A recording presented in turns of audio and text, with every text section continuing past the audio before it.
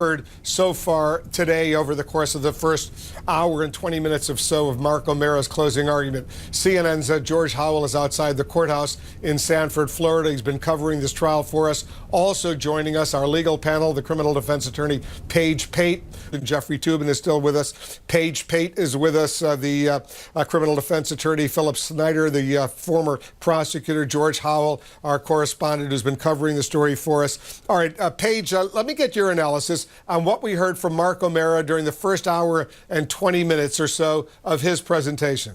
Well, I think I mentioned yesterday that it was important for the defense to step in today, take the emotion out of it, back up, talk about the law, talk about the facts, and most importantly, talk about the state's burden. And I think Mr. O'Mara is doing exactly that. He is reminding these jurors, if you still have questions about what happened that night, if you don't know exactly what went on, then the state has not done their job and they have not proven him guilty beyond a reasonable doubt. Now, Paige, he said, Mark O'Mara, I'm going to anger a lot of my fellow defense attorneys by doing this. And then he said, I'm going to try to prove his innocence, even though he doesn't necessarily have to do that. What do you think of that strategy? Well, it's rhetorical. He clearly doesn't have to do that. I don't think he intends to do that. But he's suggesting to the jury that his case is so strong, even if he had the burden, he would win. Now, what he needs to do, though, in this second half, though, is go back to the purpose of closing arguments. You have to give your jurors, your supporters, good arguments to use in the jury room. So he has to address the suggestion of racial profiling.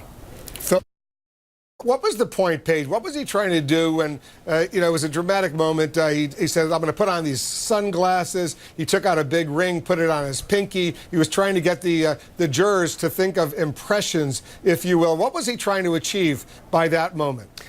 You know, Mr. O'Mara has not had a very dramatic closing argument as far as words and passion, but I think the silence was very effective. You get jurors thinking about exactly how long things take when they're sitting there watching a clock or watching Mr. O'Mara and then trying to figure out if they were in Mr. Zimmerman's position, how things would feel. Or is it reasonable then to believe the state's arguments about what Trayvon Martin did or did not do? Silence can be very effective in closing arguments, and I think it was here.